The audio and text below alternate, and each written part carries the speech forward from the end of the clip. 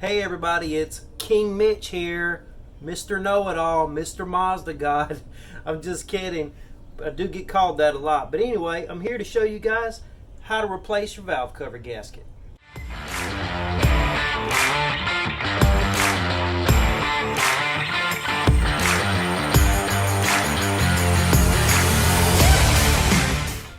Okay, here we are again with our test engine for teaching purposes. And for the sake of this video, we're not using a brand new valve cover gasket or rocker arm cover, whichever you want to call it. I do have one, but I'm not going to use it for this. So we're just going to take this one off, teach you how to put it back on, because some of you don't know how to do it. Okay, so for the sake of this video, I have removed all of the valve cover bolts except for one. Taking it out now. If this was in your truck, of course, you'd have to remove your breather. If you have the stock carburetor, it's a pretty large breather, and remove 3 hoses up front. You just have to remove a couple things, a couple vacuum lines to be able to get to it. PCV hose, you'll pull that out and set it to the side just so you can get to everything. And take all your bolts out. They are all the same length, so you won't have to keep up with them that way. And then just sort of lift it off.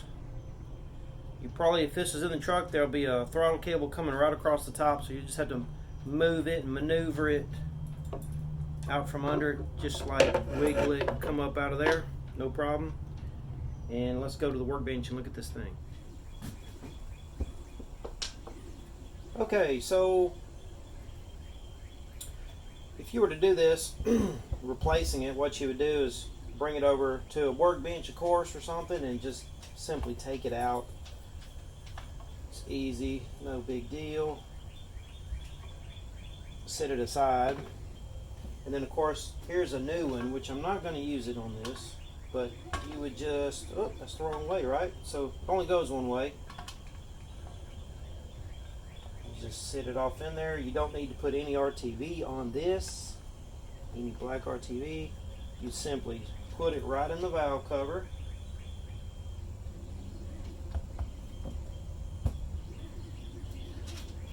But I'm saving that one, so I'm going to put this one back.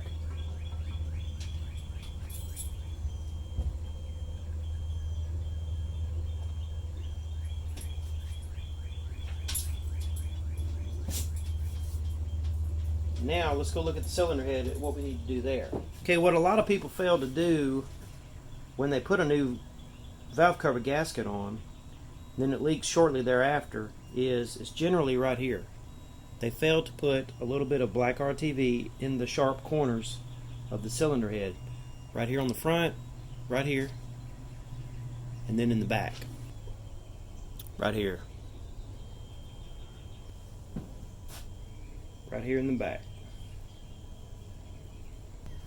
Okay, so what I'm going to do right now, for teaching purposes, is what I would do. I'm going to dry it off.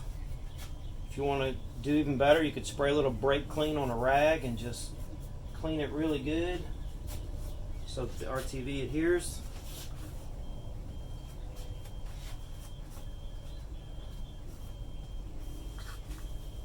And remember, we're not putting any down through here. We're just putting it right here in the corners. Let's see if this RTV is any good. It's been a while. It's still kind of holding up. So all you want to do is what I always say, it's a skim coat. I don't want a lot inside to where it could get lodged in a oil galley or something, especially if you had the hydraulic lifters. But just a little bit right there.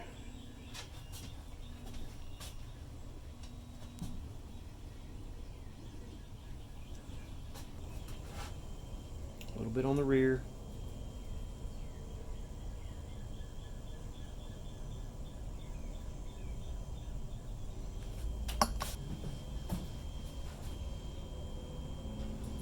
Just a skim coat.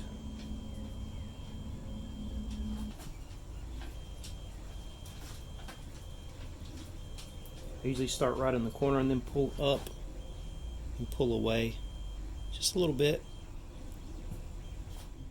Okay, so now what we'll do is just, while holding the gasket in with my thumbs, just going to set it right back on.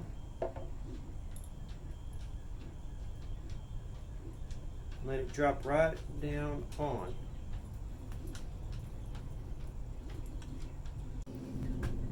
That part right there with the RTV on the corners, that is critical. That is the most critical thing to do when you're doing this valve cover gasket replacement. Got to do that. It's in the manual. You got to do it. All right, we got to talk about the grommets that come with them. Come with the gasket. These grommets. Let's see if I can get this thing in focus. Okay, so these grommets, they are actually metal and rubber combined. So you should never have to load up your bolts with washers or anything like that. I'm gonna use the same ones that came on this. I'm not gonna use my new ones for this demonstration. But let's see, they're not too much compressed. They'll squish down some, but there's actually, for those that don't believe me, I mean, there's metal in it. There's a metal washer. It's metal encased with some rubber. Okay? And all you want to do is put your bolt in and go down about 2 or 3 foot-pounds, which in inch pounds, that's like 30 to 36. It's really 36. 3 times 12, 36. You could go 24 to 36 inch pounds. So let's put these dudes in and I'll show you how to tighten it down. Alright, is there a certain order to put these bolts in? I hadn't found that there is. This is not like you're putting on your cylinder head, but I do like to start in the middle and work my way forward and back. So I'm going to start right here with this one on the driver's side. Go in by hand. Not tightening anything up yet. Put that one in and this one in.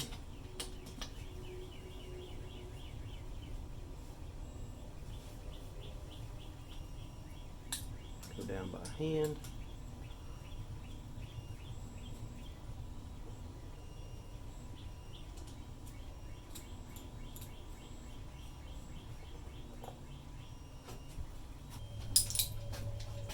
We'll do our rear.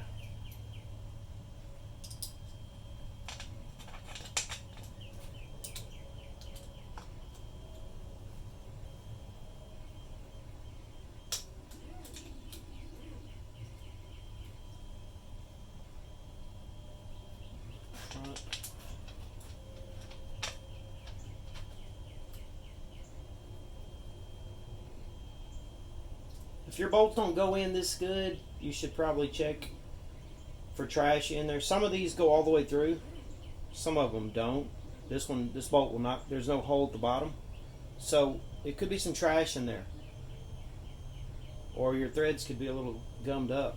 You may need to run like a tap down there just a little and clean out the threads if they don't go in that easy. They should.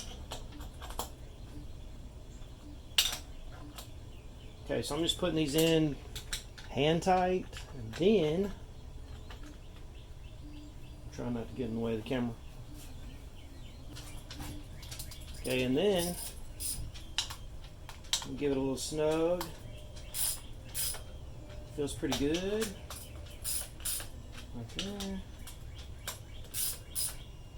Feels pretty good.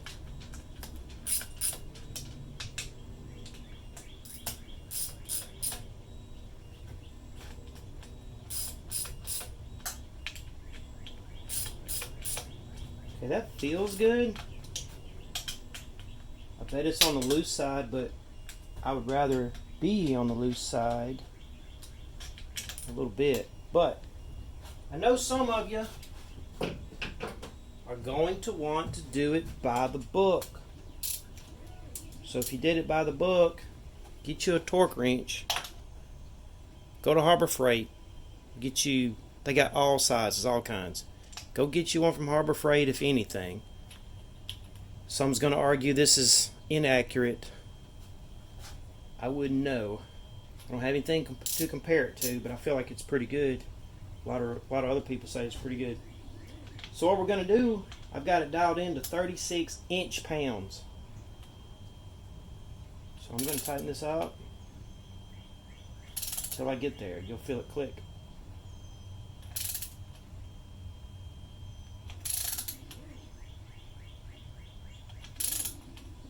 There it went.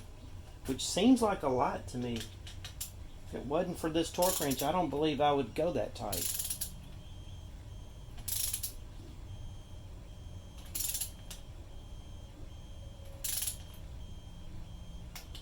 There it goes.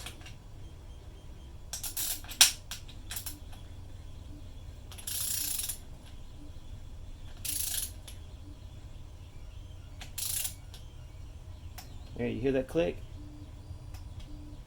That's it. It reached its point, 36.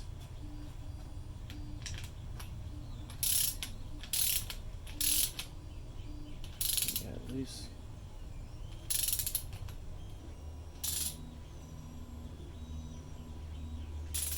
It's about to get there. There it went. Already. Okay, this one I'm always scared of, and the reason is, a while back, 20 years ago or longer, on a valve cover like this, I broke this tip off. I broke this, what someone might call this ear of this valve cover off by over tightening it.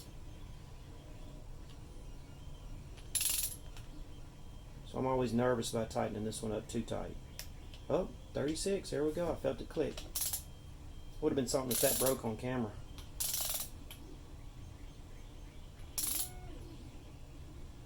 Okay, everything is done. Go back through and see if any of them need a little extra.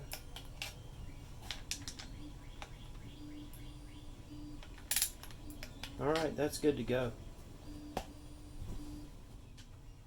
While we're talking about breaking this ear off, what I think a lot of people do is they see a little oil collecting right here on this cylinder head bolt on both sides.